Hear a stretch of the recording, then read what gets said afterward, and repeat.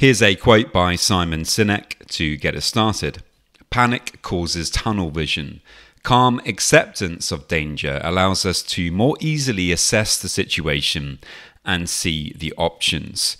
And this is something that obviously we need to learn to do with OCD. Something that I've noticed in myself over the years with my own struggles is so often when I get stuck in my head with the obsessions and the thoughts and I'm going around in circles with them, it's almost like, the spotlight of my attention gets really focused and zoomed in onto one particular worry or one particular concern where I'm so fixated on it that everything else seems to kind of almost disappear into the background. I'm not really paying attention to the people in my life in the way I would like to. I'm not paying attention to my values. I'm just really paying attention to that problem, like I have tunnel vision, and I'm not able to see anything else. And obviously it's not a helpful place to be when you're doing this, when you're just completely fixated on that particular obsession that you're struggling with. In order for us to move past it, we need to be able to learn how to widen our attention, widen our focus. And this is why today I'm talking about this widescreen TV metaphor. And I think it can be a very helpful idea of what we've got to learn to do when we're struggling with a particular obsession or OCD in general.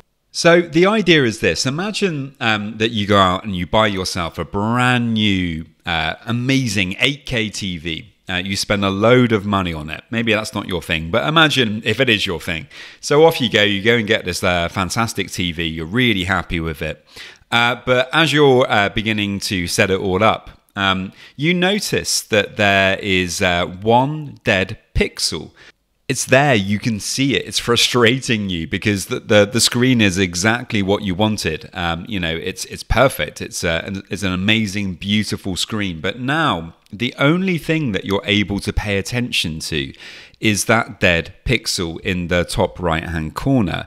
Rather than kind of taking in the rest of the screen and enjoying the fact that the rest of the screen is working really well. That actually it's all perfect apart from that little fault. You're fixated on that particular dead pixel. Now, obviously, in reality, you might just want to take that TV back, of course, if you spent a lot of money on it. But in our lives, we can't do that. And often there are these kind of these imperfect pixels in our lives. These are the obsessions that we have. These are the intrusive thoughts. These are the things that keep coming up that we really wish they didn't keep coming up. Only, we can't just get rid of them in that way. You can't take that TV back to the shop. But if you sit there and you're trying to watch something, you're trying to pay attention to a Netflix series or a film or something on the TV, and all you're doing is you're fixating your attention onto that pixel. Well, of course, what's going to happen is you're going to get more and more annoyed about it. You're not going to be able to enjoy that TV program. You're going to get really frustrated with that pixel. You're going to be thinking, why is it there? Why did they break it? They didn't look after it properly. Like, this isn't fair. I paid a lot of money for it. You can really kind of wind yourself up about that pixel that isn't quite right. But if instead, you tried your best to accept the fact that that pixel is there and you actually widen your attention. I think a big problem with OCD is we do get this very narrow type of attention where we're hyper focusing on a particular problem. It could be a decision that you need to make. It could be an issue with contamination in some way. It could be an intrusive thought that keeps coming up and we're getting really fixated on it, really annoyed by it.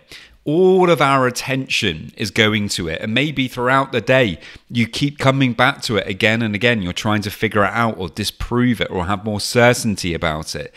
And, all you're really doing is you're keeping it in your attention. You're kind of looking up at that top right-hand corner of that widescreen TV and you're paying attention to that pixel.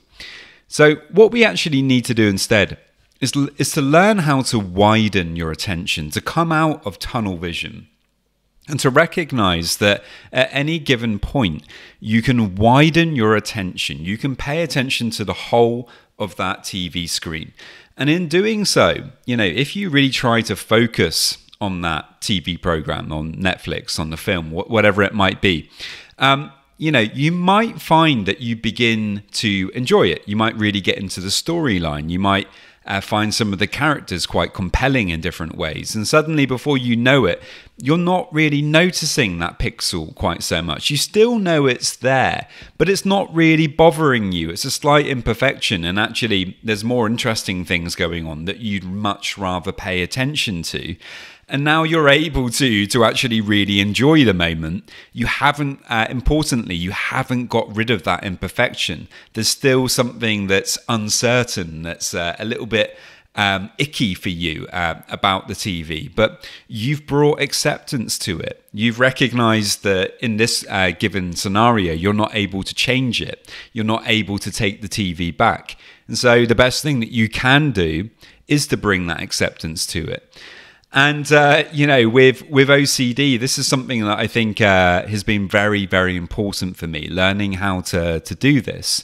Of course, if we relate it to acceptance commitment therapy, paying attention to the TV program and, really kind of trying to enjoy it and, not allowing yourself to get distracted by that pixel. Well, that's all about, getting more in touch with your values, getting more in touch with the people and things in your life that are really important to you, that make your life meaningful and interesting.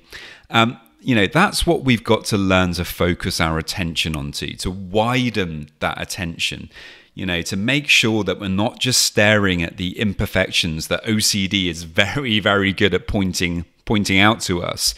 And instead, acknowledging that imperfection is there, but widening the attention to pay attention to all of the other things that are there in your life that maybe are really good, healthy things. And when you pay attention to them, life can begin to improve on its own. Imperfections and anxiety and difficult emotions, they can begin to take a bit of a back seat because we're bringing much more acceptance to them.